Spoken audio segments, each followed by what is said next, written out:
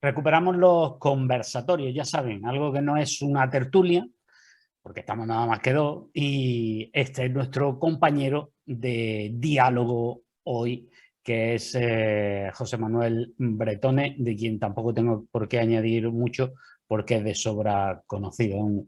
Como se suele decir, un periodista de reconocido prestigio. ¿Qué tal, compañero? ¿Cómo Bueno, estamos? hola, ¿qué tal? ¿Cómo estás, Rafa? Muchas gracias. Eso de reconocido prestigio, también como decían antes, será en tu casa a la hora de comer, pero bueno, algunos nos conoce, algunos nos conoce. Sí, sí, sí, desde luego que sí, y que sea para bien. Bueno, Oye, ¿qué tal? antes de meternos más en materia, eh, Sí, ha estado recientemente en una reunión de la FAPE, de las asociaciones de la Federación de Asociaciones de Periodistas de Andalucía, que ha tenido lugar en Algeciras. A ver, ¿cómo está el ambiente periodístico? No, no te digo que me cuentes qué pasó allí, sino cómo están los bueno, compañeros en otras provincias. bueno, la Asamblea es nacional, no de Andalucía. Ajá, vale. Fueron prácticamente todos los representantes de Andalucía, o creo que faltó uno, pero en fin, prácticamente todo. Había una delegación numerosa de Andalucía. Yo tuve la suerte de ir por Almería, porque hacía tiempo que no iba a este tipo de asamblea, pues en otra ocasión han ido otros compañeros. Y bueno, ¿no? La situación en la profesión queda reflejada allí, porque claro, allí se debate no solo el funcionamiento de la FAPE como entidad propia, con su presupuesto, su objetivo y tal, pero claro, al reunirse 60 o 65 periodistas de toda España, inevitablemente hay propuestas de cómo está la situación. La situación está cada vez peor, eso está clarísimo. Los problemas de siempre. Yo hacía que no iba a una asamblea, como te decía, mucho tiempo, y los debates son los mismos, agudizados por la crisis, agudizado por la situación de la pandemia, agudizado por la situación del teletrabajo y sobre todo por el intrusismo. Parecía que con la regulación del acceso a la profesión el intrusismo iba a estar por lo menos controlado, pero que va, allí dijeron barbaridades como que universidades públicas para hacer funciones en el gabinete de comunicación estaban contratando auxiliares administrativos. O sea que yo no tengo ningún tipo de problema contra esa categoría profesional, pero si tú quieres vender información veraz, información bien hecha, bien redactada y de calidad, yo creo que no debes de contratar a un profesional de otra materia. Eso es lo que Luego también yo, lo sabes que yo pienso. que hay también instituciones que utilizan un truco. Instituciones, digo porque, bueno, eso es algo que pagamos todos y quizás no nos toca más la piel. Y es acudir a contratar gabinetes de prensa, con lo cual, digamos que te cubre en el sentido de que tú contratas una empresa externa que haga el servicio, claro, y tú no eres responsable de que esa empresa externa pues tenga pues a personal sin cualificación para ejercer el periodismo, Claro, pero ahí claro, está, claro. ¿no?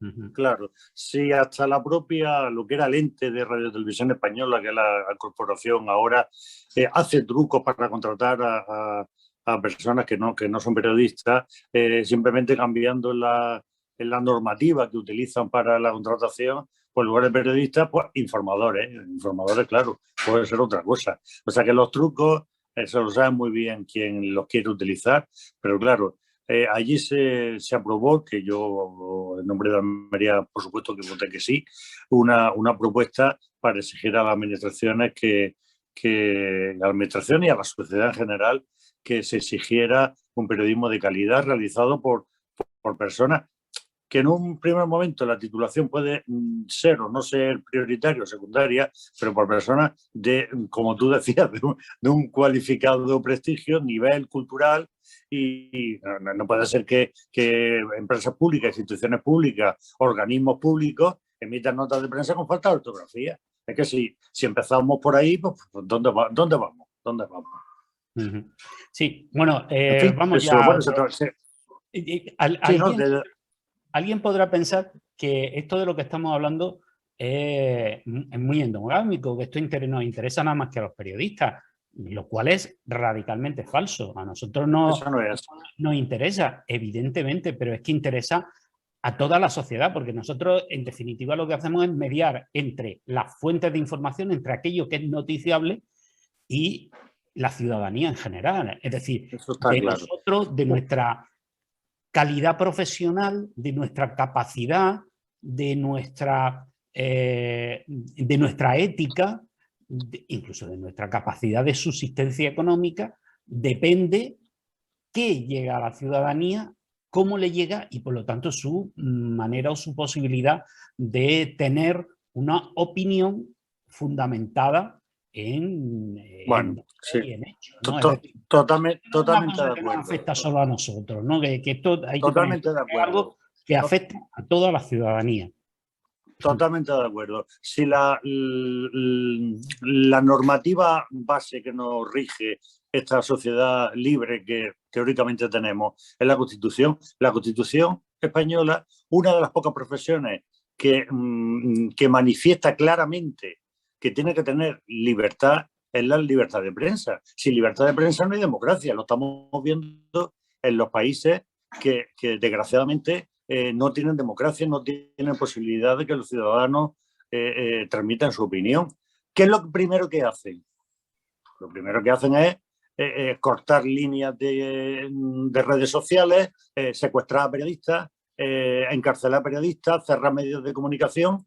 En España, afortunadamente, gozamos de una libertad de prensa recogida en la Constitución, que esa libertad de prensa se tiene que trasladar a los periodistas, que son los mediadores, como tú bien decías, entre los hechos que ocurren y la sociedad, que tiene que estar informada para que después ejerza libremente las opciones que quiera, no ya en elecciones a la hora de votar, sino de cualquier tipo.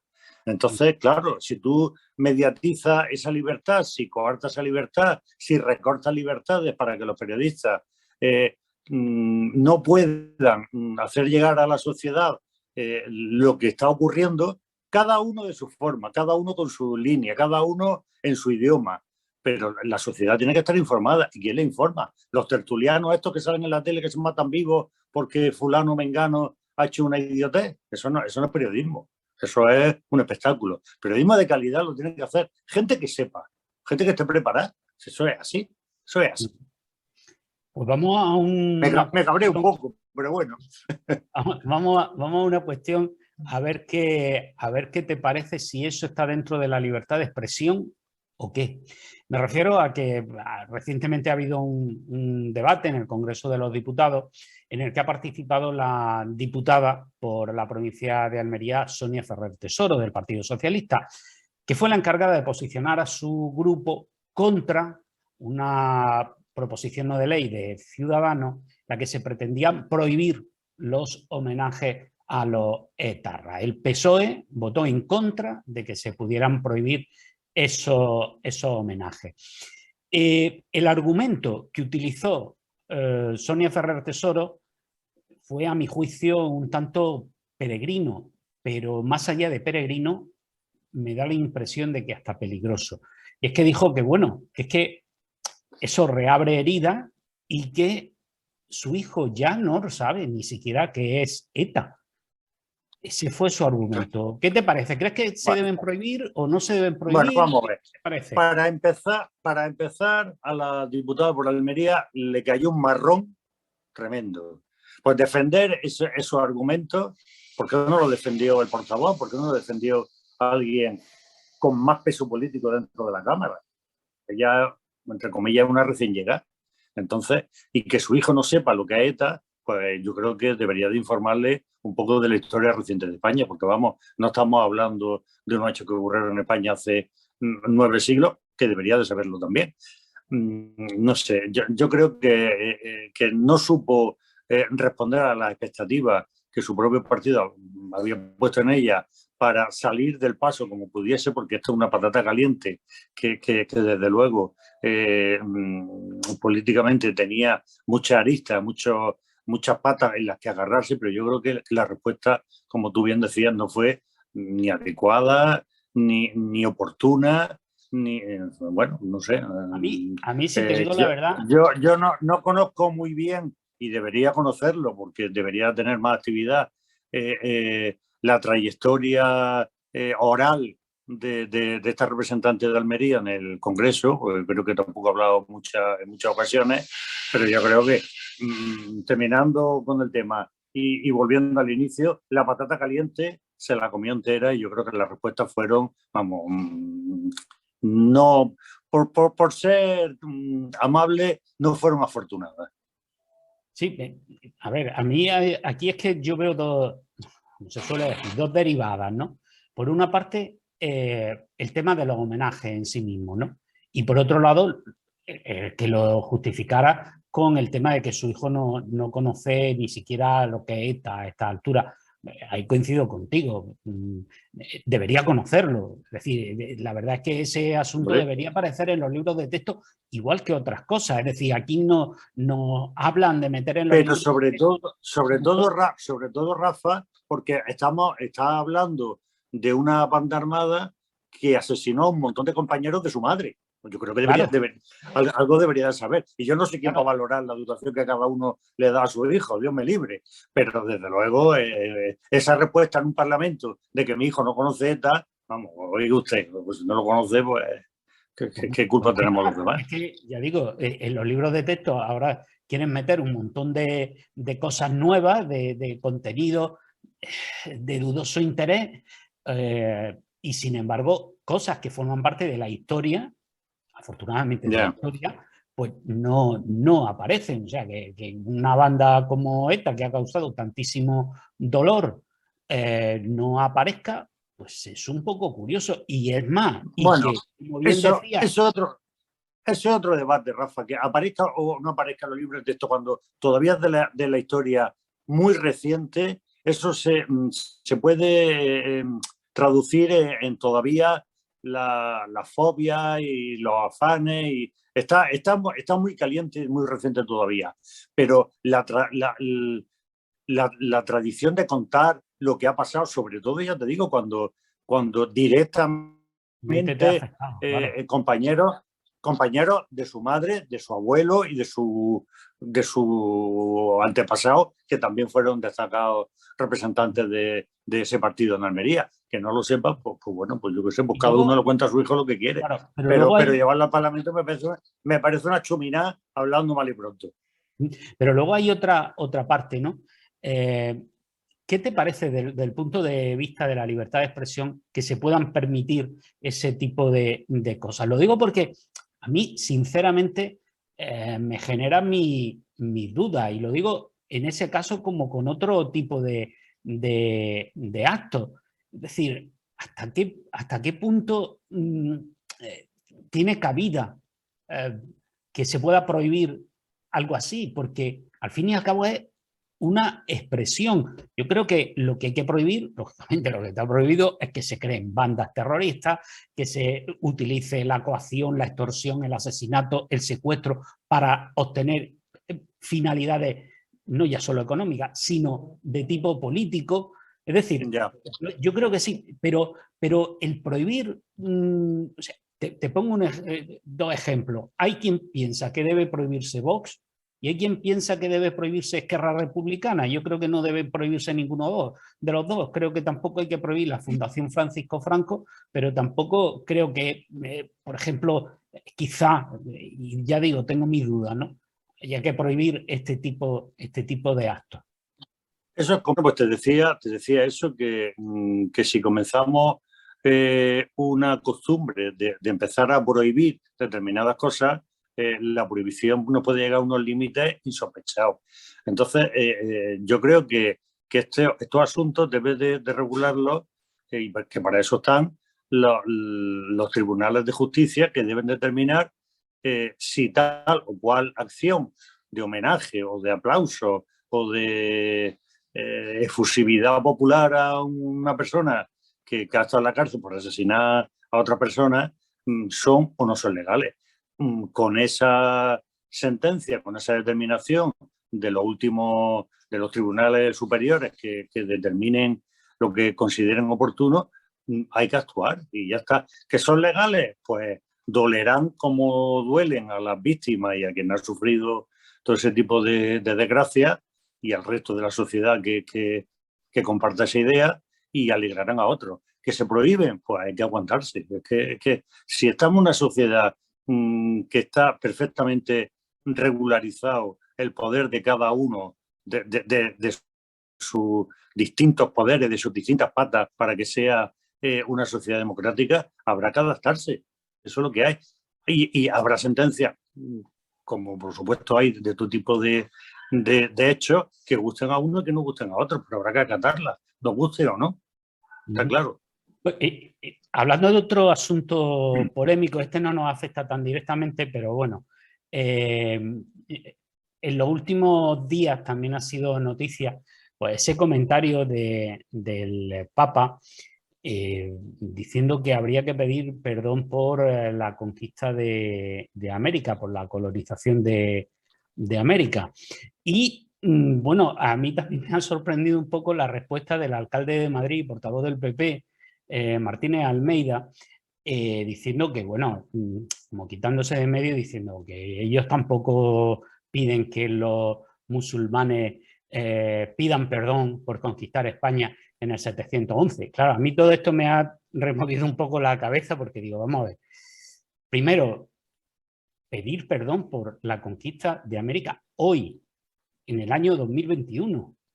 ¿Quién tiene que pedirla? Es decir, yo puedo pedir perdón si yo ofendo a alguien, si yo hago daño a alguien, yo pido perdón. Pero pedir perdón, yo por algo que pasó hace 500, 600 años, no, eso no lo entiendo. Y luego, claro, esto de Martínez Almeida, de hablar de España en el 711, hombre, creo yo que está confundiendo un poco la historia. Ese es otro marrón que le ha tocado a Martínez Almeida, porque opinar de ese tema siempre va a disgustar a uno y va a agradar a otro. Vamos a ver, ¿quién pide perdón, como tú dices? ¿Lo pido yo, que he nacido 2000 años, no sé cuántos años después? ¿Lo pides tú, que tú trabajaste en Melilla? Bueno, es que es tontería, eso es una idiotez. Las declaraciones o las manifestaciones del Papa han provocado distintos artículos de opinión que yo jamás había leído de medios tradicionalmente vinculados con la defensa del catolicismo y el cristianismo en contra del Papa. Yo he llegado a leer en algún medio que en otras ocasiones el Papa era portada, hiciese lo que hiciese, que el Espíritu Santo se había equivocado al determinar que el actual Papa fuese elegido en su momento. O sea, tú imagínate el revuelo de estas declaraciones. Pero claro, si te pones a pensar, a lo mejor quieren desde el Vaticano que haya revuelo. Porque estar ahora diciendo, pedir perdón, que sí, bueno, pues no sé, él es un papa argentino, pero con ascendencia italiana. Pues yo qué sé, pues si no llegan ahí los italianos allí, a lo mejor él no hubiese nacido, no hubiese sido papa. Yo qué sé. A mí ese tipo de cosas me parece que lo que pediría abrir unos debates estériles, absurdos, posiblemente para que no haya otros debates de otros temas más cercanos y más contemporáneos. Me parece a mí. Sí. Yo creo que el Papa tenía que dedicarse a lo que le corresponde y se ha acabado, que ya está. A mí, ¿qué faena tiene? Claro, no, sí, faena tiene porque poquito ha hecho, sinceramente. Yo que no soy cristiano, lo que sí digo es que este Papa llegó como una especie de superpapa que iba a modernizar la Iglesia de un modo impresionante. De momento todo se le ha ido en palabras. Todo se le ha ido en palabras, bueno, pero gestos reales, lo que a nivel político diríamos leyes, poquito. Esto, nada. Si en lugar del Papa lo dice otra persona vinculada a un partido político, pues estarían diciendo que son declaraciones populistas, que eso tal. Pero como lo ha dicho el Papa, pues bueno, parece que es que tiene otro nivel. Yo creo que no se tiene que meter en esos charcos, unos charcos que se formaron con la lluvia de hace 500, 600, 700 años. Aquí viene ahora, sobre todo a él, ya os digo, que viene de un territorio teóricamente conquistado. Entonces, claro, pero es que... a mí me da la impresión, a mí me da la impresión de que habría unos debates que, como te decía antes, no tienen absolutamente ninguna trascendencia, generan mucha polémica, y una polémica que a lo mejor pues mientras que estás hablando de las tonterías que se han dicho, no hablas de cosas más serias. Pues es una estrategia, como tú bien sabes, política. Eso es así. Sí, de hecho, en este caso, a ver, yo entiendo perfectamente que desde América, pues haya, sobre todo desde el ámbito indígena, es decir, de los que estaban allí antes de que llegaran los españoles. Bueno, perdona, llegaron los españoles, llegaron los portugueses, llegó más gente de otros países. Llegaron los ingleses, llegaron los franceses. Y esos no piden perdón. Esos no piden perdón. Claro, no. Por eso te digo, pero que yo entiendo la demanda desde el indigenismo americano que formulen ese tipo de peticiones, que si pedir perdón. No. Lo que sí es verdad es que yo, que estoy a este lado, digo, entiendo que me parece absurdo, porque yo no tengo que pedir perdón de algo que hizo una gente hace 500, 600 años. Primero, porque no era yo, eran ellos. Claro. Para empezar. Claro. Y segundo, porque también hay que ponerse en el momento en el que se hacen las cosas y cuáles eran los principios que caracterizaban la sociedad en cada momento, ¿no? Entonces, me parece que pedir perdón es como pedir perdón por yo qué sé, por aplicar la pena de muerte en no sé qué época, bueno, luego por la esclavitud. ¿Cómo van a pedir los ingleses hoy día o los norteamericanos pedir hoy día perdón por la esclavitud? Había una situación en aquella época. Es decir, lo que no puede hacer es valorar unos hechos que mejores o peores ocurrieron hace 600 años, o 500 años, o 650 años, con la mentalidad y con las características sociales de las que tenemos en el siglo XXI. Porque entonces, claro, tú no puedes valorar lo que hicieron en los millares los primeros almerienses que habitaron allí pensando que están en el siglo XXI, pero es que no tienen ni pie ni cabeza. Entonces, bueno, pedir perdón, pues bueno, pues claro, todos los países de todo el mundo, al resto de países de todo el mundo tendrían que pedir perdón por cualquier otro motivo, porque Bélgica, por ejemplo, hasta hace 4 días traía indígenas de África y los metía en jaulas de madera y los mostraba en exposiciones universales dentro del siglo XX aún. O sea que, ¿de qué estamos hablando? Claro, no, y también te pongo otro ejemplo. Es como intentar decir ahora que Alemania como Estado, que ojo, que es algo que siempre le reclaman los judíos, ¿no? Que Alemania como Estado pida perdón por el exterminio de los judíos. Bueno, las cosas cambiaron. Quiero decir, los actuales gobernantes de Alemania nada tienen que ver con aquello. Entonces, ni el ciudadano alemán tiene que ver con aquello. Es decir, yo creo que hay que contemporizar. Y una cuestión más cercana, la guerra de los Balcanes, que hace poco que se produjo, que las tropas de las españolas que iban bajo bandera de la ONU partieron del puerto de Almería, que se puede acordar cualquiera, incluso los hijos de los diputados se pueden acordar de eso, porque salieron aquellos enormes camiones, un despliegue militar tremendo, salió hacia los Balcanes hace 4 días. Eso tampoco piden perdón con lo que hicieron en todas las ciudades de Bosnia, de Croacia. Pasaríamos nuestra vida pidiendo perdón. O sea, no tiene ningún sentido. No tiene ningún sentido. Y luego te llamaba también la atención sobre lo de compararlo con decir que España existía en el 711. Por Dios, si los más españolistas de los más españolistas citan como el nacimiento de España 1492, con la conquista castellana de Granada, irse ahora al 711 y decir, vamos a ver, no confundamos lo que es un territorio geográfico que era Hispania, que era un territorio geográfico, Iberia, con España como país, España como nación, España como Estado, ¿no? Que es muchísimo más reciente, ¿no? Y lo que sí es verdad es que musulmanes, pero vamos a ver, los musulmanes, los árabes, en fin, es que ya si nos empezamos a meter todo esto en una costelera nos pueden salir unos libros de historia muy divertidos, ¿no? Muy divertidos.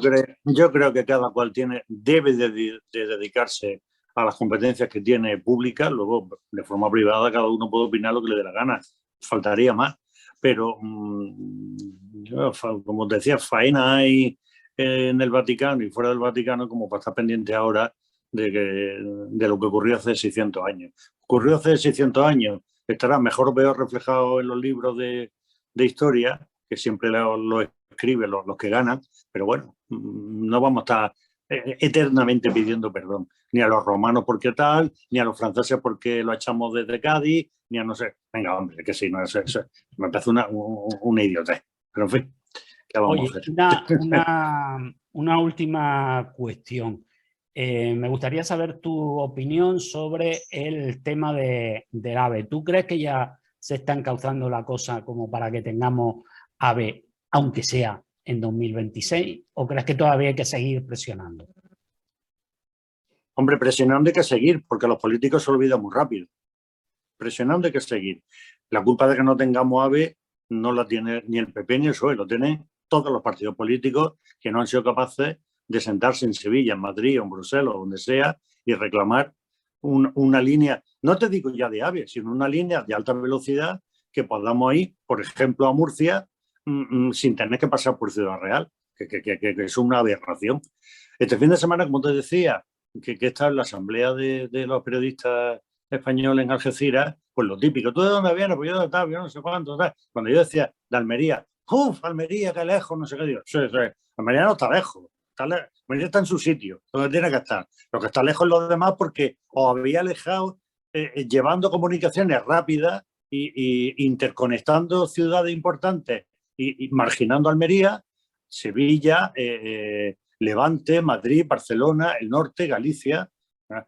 El compañero de Valladolid decía, claro, es que no sé cuánto. Digo, tú no te quejes porque tú tienes AVE en Valladolid desde hace muchísimo tiempo. Yo he ido a Valladolid en AVE hace muchísimos años. Y entonces le conté, digo, ¿tú sabes de Almería a Murcia lo que hay que hacer para ir en tren? Primero no hay. Y si quieres ir en tren, te tienes que recorrer por media España. ¿Tú sabes lo que tardaba? Porque ya no existe el tren de Almería a Barcelona. Claro, se quedaba alucinado. Dice, ¿y para venir a Algeciras? Digo, a venir a Algeciras solamente autovía y gracias, que también costó mucho. Pero yo quiero llegar de Almería a Algeciras, que en coche son menos de 4 horas. En tren tardo 8 horas y pico, haciendo 3 transbordos. ¿Tú te crees que eso es vertebrar Andalucía y tú te crees que eso es no aislar una provincia? Yo creo que bueno, que parece que sí. La alta velocidad, no sé si el AVE o el AVE es el low cost que han inventado ahora llegar a Almería, pero es que clama al cielo que tú no puedas salir, como muy bien define la Cámara de Comercio, de la isla de Almería, que estamos totalmente aislados. Eso es una vergüenza, que para ir a Madrid y conectar con otros sitios tengas que pagar mínimo 400 euros de un billete de avión. Vamos, es que eso no hay derecho. No, es que fíjate lo que estás diciendo, ¿no? Porque, claro, nos están intentando vender la movilidad sostenible y que hay que apostar por el tren, que es menos contaminante, digamos, entre los distintos medios de transporte de masa, es quizá el menos contaminante.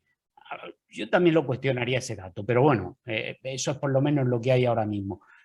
Pero sin embargo, para ir a Algeciras, como bien dices, tienes que coger la autovía. Eso sí, no te olvides que sobre la mesa sigue la posibilidad de que nos cobren por ir por autovía. Vale, y entonces bueno, ahora, ¿qué hace? Hay 3 tramos de autopista de peaje, que es verdad que puedes derivarte por otras carreteras públicas, pero claro, las 3 horas 40, 3 horas 50 de viaje se te convierten ya en 1 hora más. Claro, el uso de la autovía depende. Si tienes que atravesar una gran población, que sí, que tenga una circunvalación de autovía, pero no puede ir a más de 50 o 60 porque hay 20 radares que te multan. Entonces, ¿para qué sirve la autovía? No es una vía de comunicación rápida. Pero en todo caso, yo es que voy a otra cosa. La autovía la hemos pagado ya. Es decir, la hemos pagado ya y su mantenimiento corre a cargo de los presupuestos generales del Estado o en algunos casos de las comunidades autónomas, que también lo financian con impuestos. Entonces, ¿a cuento de qué tenemos que pagar un extra por pasar por la autovía? Es como pagar 2 veces por la misma cosa, ¿no? Otra cosa es una autopista. Claro. Una autopista la hace una empresa privada, tú pagas hasta que se amortiza con sus beneficios y con su tal. Bien, vale, de acuerdo. y luego que pasa, revierte al Estado. Vale, pero esto, eso sí, movilidad sostenible es llenarnos las ciudades de algo tan peligroso como los patinetes eléctricos que van por cualquier sitio atropellando a quien pillan y por carreteras, por cualquier lado. Eso es para ahorrar. Sin embargo, que tengamos un tren, que eso sí que permitiría ahorrar combustible de coche, combustible de avión, eso puede esperar a 2026, oye, y si es 2028, pues con un canto en los dientes.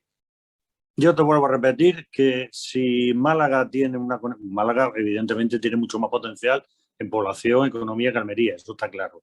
O sea, no digo con eso que tenga más derechos o menos, sino que hay un movimiento de ciudadanos más importante y de mercancías más importante que aquí. Málaga tiene AVE desde hace muchos años. Sevilla hace ya casi 30 años que tiene AVE.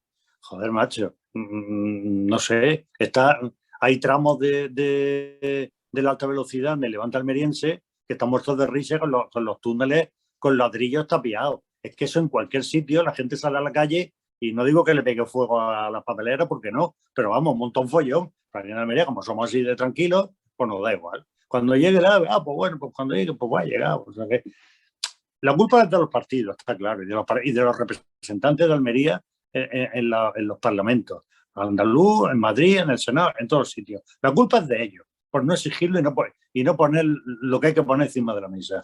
Pero también los ciudadanos tenemos parte de culpa, porque es que, claro, aquí excepto el acto que hubo en el puerto el otro día, que fueron casi 1000 personas, aquí tú organizas cualquier manifestación, cualquier concentración para solicitar unas vías de comunicación, no digo ya unas vías de comunicación rápidas y ¿quién va? El que quiere salir siempre la foto, que parece que la travesía las va a poner él y 4 más. Eso no puede ser. Pero eso no puede ser. Pero es que fíjate, yo coincido contigo en que la culpa es de los políticos, pero sobre todo es nuestra como ciudadanos. Tú has puesto el ejemplo, el evento este que hizo la Cámara de Comercio, encabezando... Bueno, la Cámara de Comercio no lo hizo. Lo hizo un grupo de empresarios unidos bajo el lema aquel de esto no se para, que cada empresario aportó una cantidad simbólica para poder montar los gastos mínimos. Casi toda la gente que participó lo hizo de forma gratuita, incluso viniendo desde fuera, incluso hubo personas que tienen un caché de actuaciones muy caro y actuaron gratuitamente por apoyar a Almería. Y eso, bueno, la Cámara de Comercio fue, digamos, un poco el pegamento que unió a todas esas empresas. Sí, pero eso fue la propia sociedad que lo montó. Claro, pero a lo que me quiero referir es a que en ese acto la mayoría de la gente pues son gente que debería ser, es corresponsable, quitando a los empresarios, claro, que son los más interesados, junto con el resto de la ciudadanía, en que haya AVE y mejora de las comunicaciones en general, pero los políticos dicen, bueno, por Dios, si habéis gobernado uno y otro, y además en coalición, en ocasiones uno y en ocasiones con otro, es decir, que al final pringan todos, claro, ¿no? Pues claro. Y están allí. Sin embargo, como bien dice, cuando se convoca un acto con invitación a toda la ciudadanía, porque este era un evento restringido a una serie de personas que habían sido previamente invitadas, pero si tú abres un acto, si tú convocas una manifestación, no te van 1000 personas, no te van 1000 personas. Entonces, realmente los almerienses queremos AVE. Es que eso es lo que deberíamos demostrar en la calle, lo que deberíamos demostrar con nuestro voto y saliendo y participando y movilizando. Hombre, yo creo que claro que quieren mejoras de comunicaciones. No ya AVE o ya te digo, el tren este low cost, unas comunicaciones decentes y rápidas. Que se llame AVE o se llame, como se llamaba aquel tren que iba a venir en el 2005, el Euromed, no sé qué. El nombre es lo de menos, pero que tengamos una posibilidad de salir de esta provincia, que la provincia de Almería está en la esquina de España, rodeada de montañas, es complicadísimo salir.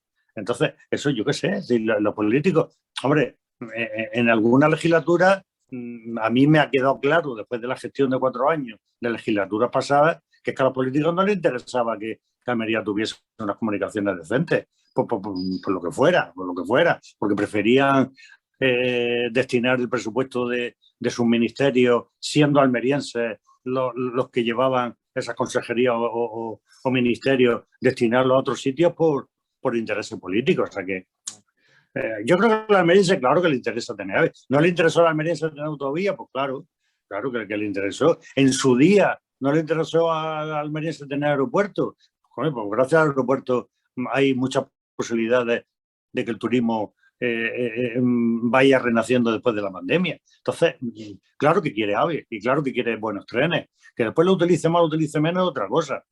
Y que después nos claven como Iberia con los 500, 400, 300 euros del billete de avión a Madrid, eso es otra cosa. Pero por lo menos tener la opción de una salida decente, una salida rápida, porque todas las ciudades la tienen. Alicante la tiene, Murcia la tiene, Valladolid la tiene. Bueno, ¿para qué vamos a seguir? Ciudad Real, fíjate. Hay mucha gente que vive en Ciudad Real o que vive en un pueblo de Ciudad Real y trabaja en Madrid. Pues porque le compensa vivir en una ciudad más pequeña, más tranquila, más accesible, donde la gente se conoce más, donde se convive más que en una gran ciudad como Madrid, y viven en Madrid todos los días cogen el AVE para llegar a su trabajo. ¿Por qué no podemos hacer eso? ¿Por qué la gente que trabaja en El Ejido, trabaja en Adra, no puede coger un tren rápido y venir a Almería a trabajar y volver?